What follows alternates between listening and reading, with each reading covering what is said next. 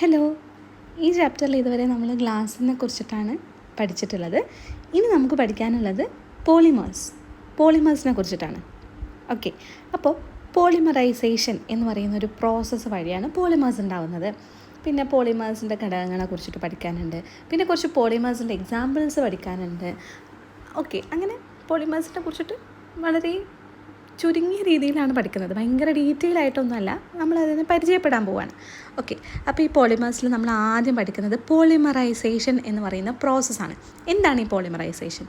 Polymerization is the process in which small molecules combine under high pressure and temperature to form large molecules. Okay, ചെറിയ കുഞ്ഞു molecules കൂടിച്ചേർന്നിട്ട് under high pressure, ഉയർന്ന മർദ്ദം, താപം, high പ്രഷറും ടെമ്പറേച്ചറിലും കുഞ്ഞു molecules combine ചെയ്ത് large molecule ആവുന്ന ഒരു പ്രോസസ്സിനെയാണ് നമ്മൾ പോളിമറൈസേഷൻ എന്ന് പറയാം.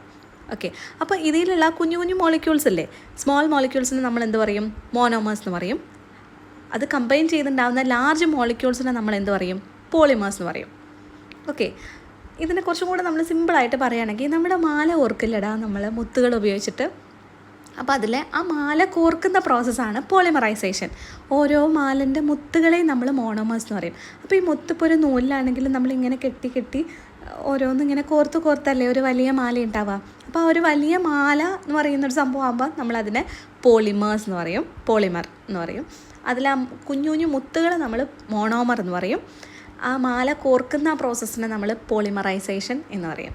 ഓക്കെ, മാല ഫിസിക്കലായിട്ട് അതിങ്ങനെ കോർത്തു പോകുന്നു.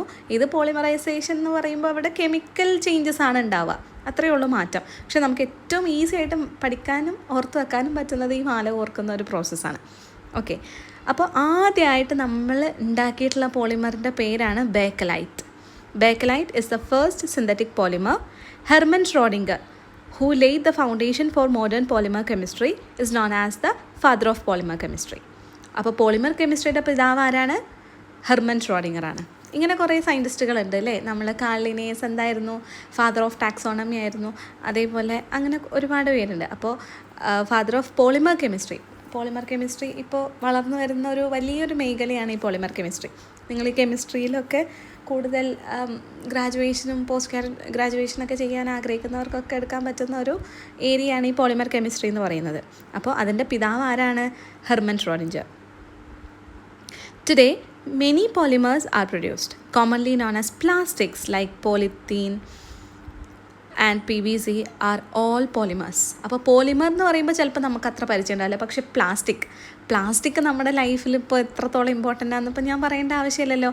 അപ്പോൾ ഈ പ്ലാസ്റ്റിക് എന്ന് പറയുന്നത് ഒരു സിന്തറ്റിക് ആയിട്ടുള്ള പോളിമറാണ്, അതായത് നമ്മൾ നിർമ്മിച്ചിട്ടുള്ള ഒരു പോളിമറാണ്. Not only plastic but rubber, fibres are also polymers. Plastic മാത്രമല്ല, റബ്ബർ പോളിമറാണ്, ഫൈബർ പോളിമറാണ്, അങ്ങനെ ഒരുപാട് പോളിമേഴ്സ് ഇപ്പോൾ നമ്മളുടെ ചുറ്റുമുണ്ട്. Polymers are large molecule formed by the combination of large number of small molecules. The molecular mass of polymers are much higher than those of ordinary molecules. Therefore, they exhibit different properties. അപ്പോൾ ഈ ഒരു പിക്ചറിൽ കണ്ടിട്ടില്ലേ, ഇപ്പോൾ ഒരൊറ്റ monomer, ആ ഒരു മോണോമറിന് വേറൊരു മോണോമറും കൂടെ കൂടി ചേർന്നപ്പോൾ അത് ഡൈമറായി. ഇനി 3 പേരാകുമ്പോൾ അത് ട്രൈമറാവും, ടെട്രാമറാവും. അങ്ങനെ large number of molecules, n number of molecules ഈ മോണോമർ കൂടിച്ചേരുമ്പോൾ അത് പോളിമറായിട്ട് മാറും. അതിനൊരു കണക്കൊക്കെ ഉണ്ട്. 1000 ഡാൾട്ടൻ്റെ കൂടുതലുള്ളവർ ഈ ഒരു കാറ്റഗറിയിൽ വിടും. അങ്ങനെയൊക്കെ വെയ്റ്റിനൊക്കെ ഒരു അളവുണ്ട്. ഒരു പോളിമർ എന്ന് പറയണമെങ്കിൽ മിനിമം ഇത്ര മോളിക്കുലാർ വെയിറ്റ് വേണം എന്നൊക്കെയുണ്ട്. അപ്പോൾ മോളിക്കുലാർ മാസ് കൂടുമ്പോൾ, അതേപോലെ ഇതിൻ്റെ വലിപ്പം കൂടുമ്പോൾ, ചെയിനിൻ്റെ ലെങ്ത്ത് കൂടുമ്പോഴൊക്കെ ഇതിൻ്റെ പ്രോപ്പർട്ടിയിൽ മാറ്റം ഉണ്ടാവും. ഈ മോണോമറിൻ്റെ എക്സാക്റ്റ് പ്രോപ്പർട്ടി ആയിരിക്കില്ല ഒരു പോളിമർ കാണിക്കുക. കാരണം മോളിക്കുലാർ മാസൊക്കെ കൂടുന്നതിനനുസരിച്ചിട്ട് അതിൻ്റെ പ്രോപ്പർട്ടീസിലും ചേഞ്ചസ് വരാൻ ചാൻസ് ഉണ്ട്.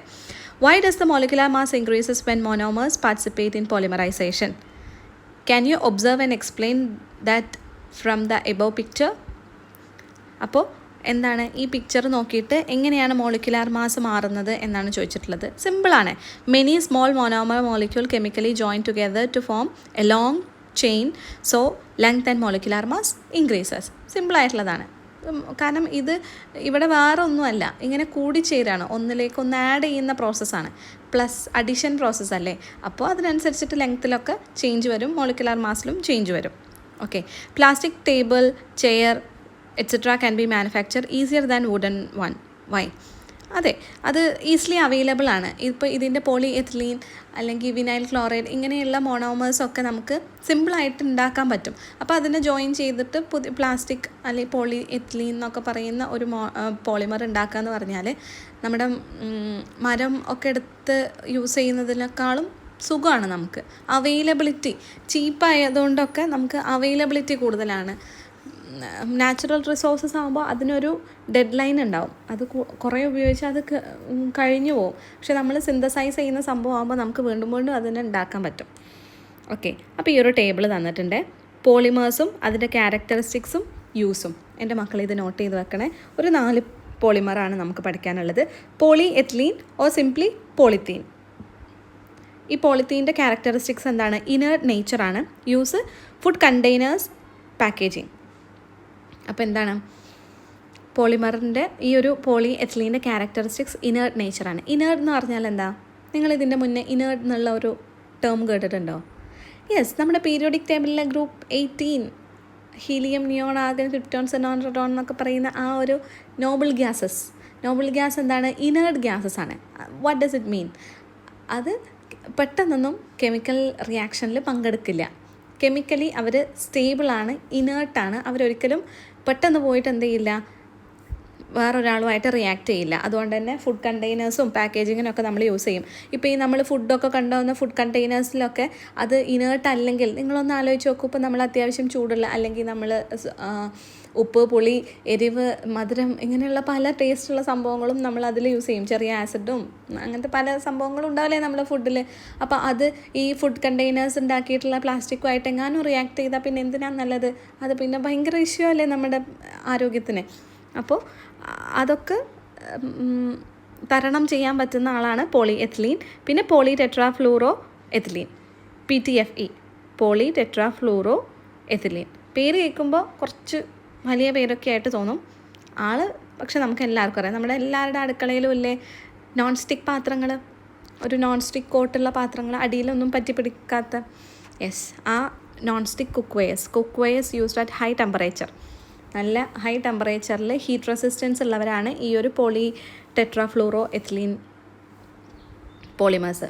നല്ല ചൂട് അവർക്ക് തരണം ചെയ്യാൻ പറ്റും. അതുകൊണ്ടാണല്ലോ നമ്മൾ കുക്ക് വെയേഴ്സായിട്ട് യൂസ് ചെയ്യുന്നത്. ചൂട് കൂടുമ്പോൾ അത് ഡീഗ്രേഡ് ചെയ്ത് പോവുകയാണെങ്കിൽ പിന്നെ നമുക്കതിന് യൂസ് ചെയ്യാൻ പറ്റില്ല. പിന്നെ നമ്മൾ നോൺ സ്റ്റിക്ക് ഉപയോഗിക്കരുതെന്ന് പറയാൻ ചെറിയ സ്ക്രാച്ചോ എന്തെങ്കിലും വന്നാൽ പിന്നെ അത് നമ്മൾ കൂടുതൽ ഉപയോഗിക്കുന്നത് നല്ലതല്ല. ഓക്കെ, പിന്നെ വരുന്നത് പോളി വിനൈൽ ക്ലോറൈഡാണ്, PVC. ഇവർക്ക് ഇലക്ട്രിക് റെസിസ്റ്റൻസ് നന്നായിട്ടുണ്ട്. അതായത് കറണ്ടിനെ അവരിങ്ങനെ തടഞ്ഞു നിർത്താനുള്ള കപ്പാസിറ്റി ഉണ്ട്. അതുകൊണ്ട് തന്നെ അതിനെ നമ്മൾ എന്തൊക്കെ യൂസ് ചെയ്യും? കേബിളായിട്ട് യൂസ് ചെയ്യും, പൈപ്പ്സിൽ യൂസ് ചെയ്യും. PVC പൈപ്പ്, കേബിൾ, അങ്ങനെ നമ്മൾ ഈ വയറിൻ്റെ കോട്ടിങ്ങായിട്ടും ഒക്കെ നമ്മൾ യൂസ് ചെയ്യാറുണ്ട്. പിന്നെ poly ethylene terephthalate, PET, prevent gas permeation used in bottle manufacturing. ഇങ്ങനെ ബോട്ടിൽ മാനുഫാക്ചറിങ്ങിനൊക്കെ യൂസ് ചെയ്യും. ഗ്യാസ് പെർമിയേഷൻ മീൻസ് അത് ഗ്യാസിൻ്റെ ലീക്കേജൊക്കെ പ്രിവെൻറ്റ് ചെയ്യാൻ കപ്പാസിറ്റി ഉള്ളവരാണ്. അപ്പോൾ ഈ ബോട്ടിൽ മാനുഫാക്ചറിങ്ങിനൊക്കെ അത് നമ്മൾ യൂസ് ആക്കാറുണ്ട്. ഓക്കെ, അപ്പോൾ ഇത്രയും പോളിമേഴ്സ് സെറ്റല്ലേ? Polymers are of natural and synthetic types. Most polymers are synthetic. അപ്പോൾ പോളിമേഴ്സ് നാച്ചുറലി ഒക്കർ ചെയ്യുന്നുണ്ടോ എന്ന് ചോദിച്ചാൽ യെസ്, ഓഫ് കോഴ്സ് ചെയ്യുന്നുണ്ട്. ആരൊക്കെയാണ്? സെല്ലുലോസ്, സ്റ്റാർച്ച്, നാച്ചുറൽ റബ്ബർ, ഇവരെല്ലാവരും നാച്ചുറൽ പോളിമേഴ്സാണ്. സിന്തറ്റിക് പോളിമേഴ്സിൽ വരുമ്പോൾ polythene, nylon, bakelite, PVC, synthetic rubbers, ഇതെല്ലാം എന്താണ്?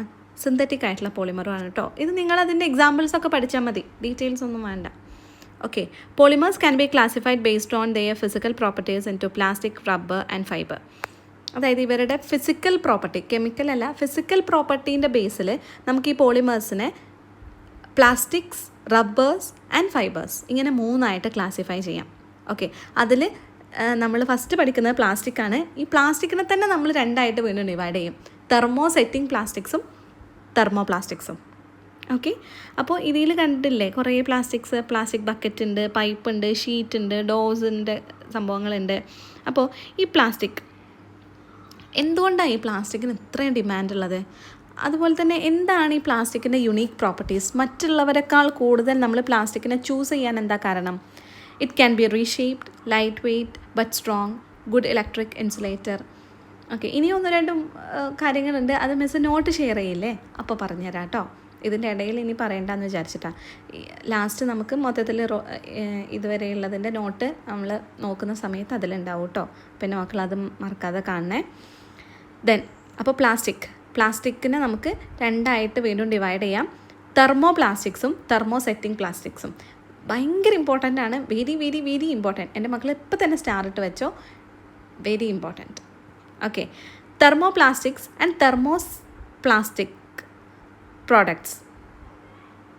Thermoplastics and thermoplastic products can be reheated, melted and reshaped into new products. However, thermosetting plastics or thermosets cannot be reheated and melted to make new reshaped process. എന്നുവെച്ചാൽ thermoplastics ആണെങ്കിൽ അവരെ heat കൊടുത്തിട്ട് reheat ചെയ്ത് melt ചെയ്തിട്ട് reshape ചെയ്യാൻ പറ്റും. എന്നാൽ thermosetting plastics ആകുമ്പോൾ അവരെ നമുക്ക് റീഹീറ്റ് ചെയ്യാനോ റീയൂസ് ചെയ്യാനോ പറ്റില്ല. അവരെ ഒരു പുതിയ ഷേപ്പിലോട്ട് മാറ്റാൻ പറ്റില്ല. റീസൈക്കിൾ പരിപാടിയൊന്നും പറ്റാത്തവരാണ് തെർമോസെറ്റിംഗ് പ്ലാസ്റ്റിക്സ്. അതായത് അവർ ചൂട് തട്ടിയാൽ അവർ സെറ്റാവുക ചെയ്യാം, അവരെ പിന്നെ വീണ്ടും യൂസ് ചെയ്യാൻ പറ്റില്ല. പക്ഷേ തെർമോപ്ലാസ്റ്റിക്സ് ആകുമ്പോൾ അവർ ചൂടാക്കിയാൽ അവരൊന്ന് മെൽറ്റാകും. അപ്പോൾ അതിന് വേണ്ട രീതിയിൽ പിന്നെയും റീഷേപ്പ് ചെയ്ത് എടുക്കാനും പറ്റും. ഓക്കെ, അപ്പോൾ ഇതിൻ്റെ കുറച്ച് എക്സാമ്പിൾസ് ഉണ്ട്. തെർമോപ്ലാസ്റ്റിക്സിൻ്റെ example plastic carry bags, whereas items like handle of pressure cooker are made from thermosets. എന്ന് വെച്ചാൽ ഈ നമ്മളുടെ കുക്കറിൻ്റെ കൈപ്പിടിയൊക്കെ അല്ലേ ആ ബ്ലാക്ക് കളറിൽ കാണുന്നത്, അത് തെർമോസെറ്റിംഗ് പ്ലാസ്റ്റിക്കാണ്. അപ്പോൾ അത് നമുക്ക് റീയൂസ് ചെയ്യാൻ പറ്റില്ല. എന്നാൽ നമ്മുടെ പ്ലാസ്റ്റിക് കവറുകളൊക്കെ ഇപ്പോൾ ഈ ഹരിത കർമ്മസേന എന്നൊക്കെ പറഞ്ഞ് കുറേ ചേച്ചിമാരൊക്കെ വരും. അവർ ഒക്കെ കൊണ്ടുപോയിട്ട് കുറേ പ്ലാസ്റ്റിക് പറ്റുന്നതൊക്കെ അവർ റീസൈക്കിൾ ചെയ്ത് എടുക്കുകയൊക്കെ ചെയ്യും.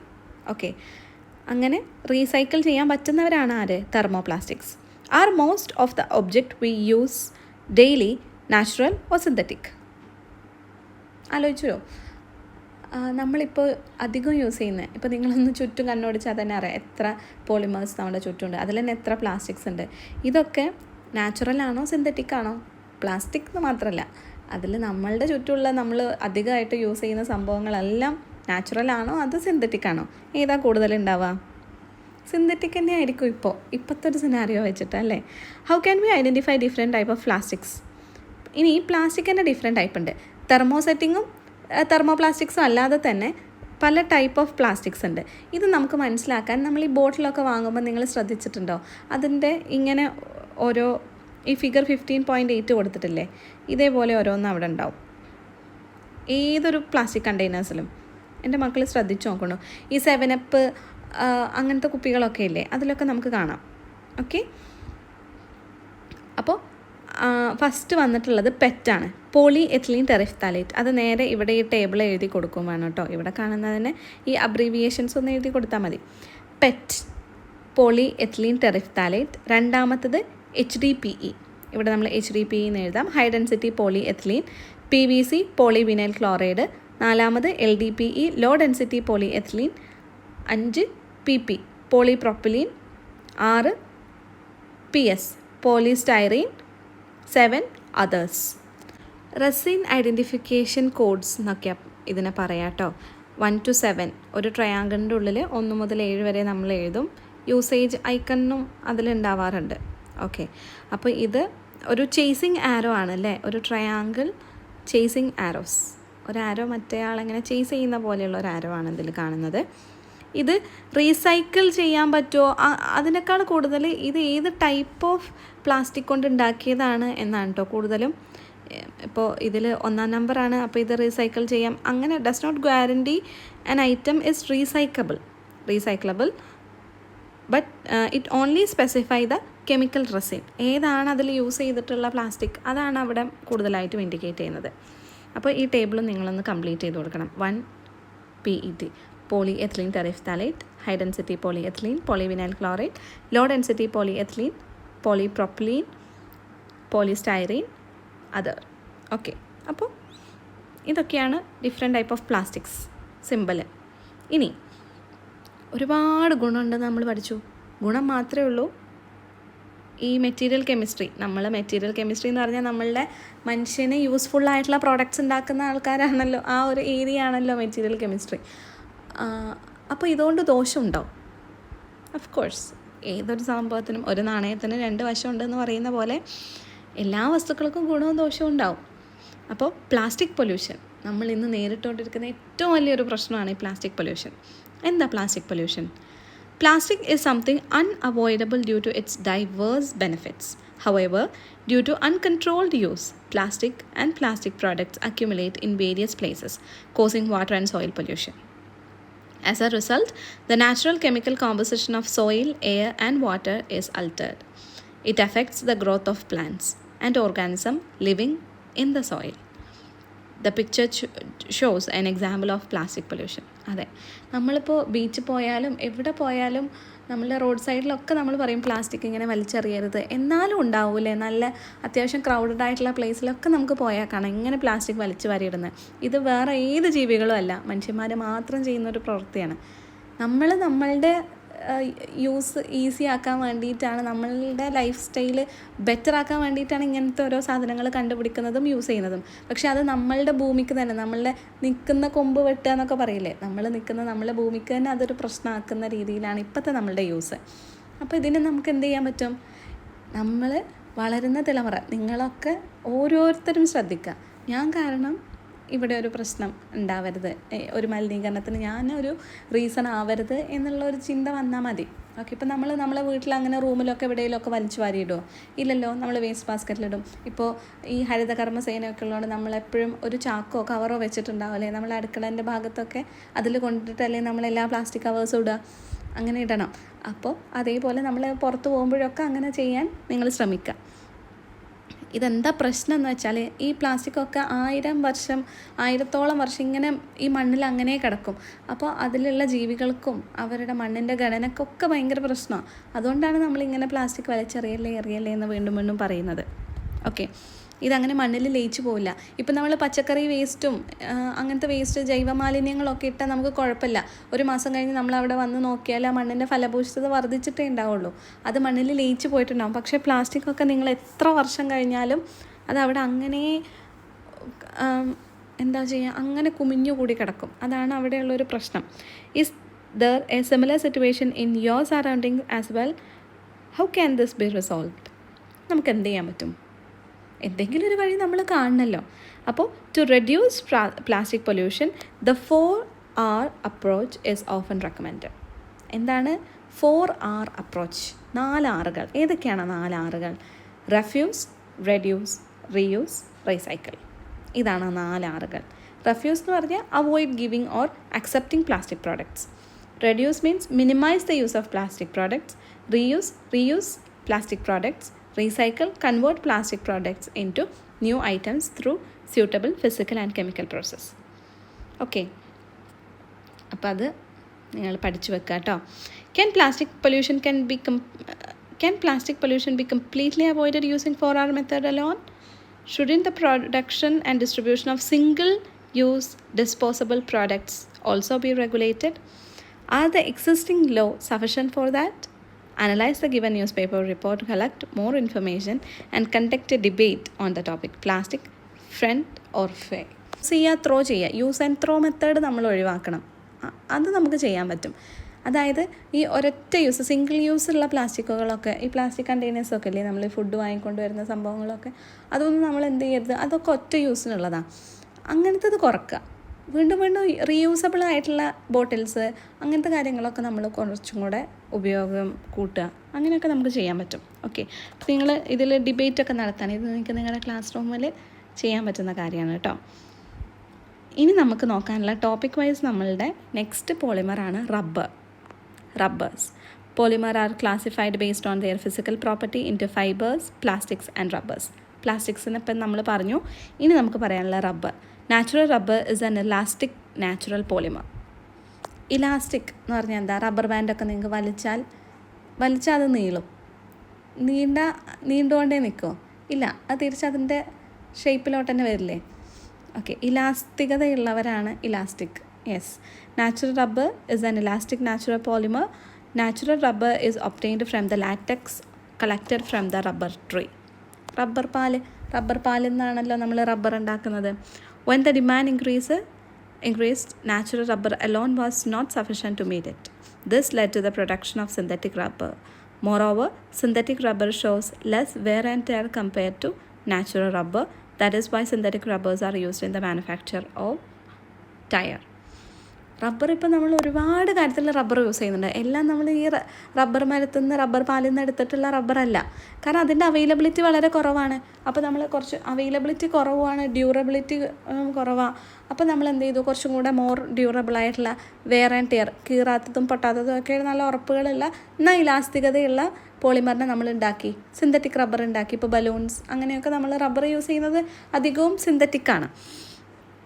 ഓക്കെ, ചെരുപ്പുകളിൽ നമ്മൾ റബ്ബർ യൂസ് ചെയ്യുന്നുണ്ട്.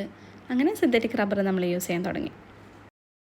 ഇനി പോളിമേഴ്സിൻ്റെ നോട്ട്സ് നോക്കിയാലോ. എന്താണ് പോളിമേഴ്സ്? ഫസ്റ്റ് അഗെയിൻ നമ്മൾ നോട്ട് ചെയ്യേണ്ടത് എന്താണ്? Polymerisation, the process in which small molecules combine under high pressure and temperature to form large molecule. Okay, same. നല്ല പ്രഷറും ടെമ്പറേച്ചറും ഒക്കെ കൊടുക്കുമ്പോൾ ചെറിയ ചെറിയ മോളിക്യൂൾസ് കമ്പൈൻ ചെയ്യുന്നു. സ്മോൾ മോളിക്യൂളിനെ നമ്മൾ മോണോമർ എന്ന് വിളിക്കും, ലാർജ് മോളിക്യൂൾസിനെ നമ്മൾ പോളിമർ എന്ന് വിളിക്കും. പോളിമേഴ്സിനെ കുറിച്ച് പഠിക്കുന്ന പഠനശാഖയെ നമ്മൾ പോളിമർ കെമിസ്ട്രി എന്ന് വിളിക്കും. First synthetic polymer is bakelite. Polymer കെമിസ്ട്രിയുടെ ഫാദർ ഇസ് ഹെർമൻ ഷ്രോഡിംഗർ. പോളിമേഴ്സിൻ്റെ example polyethylene, PVC, rubber, fibres etcetera. ഇനി molecular mass of polymers are much higher than those of ordinary molecule. നല്ല മോളിക്കുലാർ മാസ് ഉള്ളവരാണ് ഈ ഒരു polymers എന്ന് പറയുന്നത്.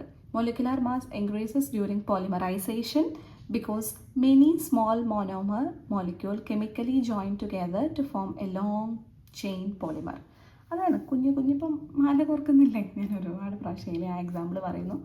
അതുപോലെയാണ് നിങ്ങൾക്ക് ഏറ്റവും എന്താണ് മനസ്സിലാക്കാൻ പറ്റുന്ന ബേസിക് എക്സാമ്പിൾ ആയതുകൊണ്ടാണ് അത് ഞാൻ വീണ്ടും റിപ്പീറ്റ് ചെയ്യുന്നത്. Each time monomer added, its mass is added to the chain. So as number of monomer increases, length and molecular mass of the polymer also increases.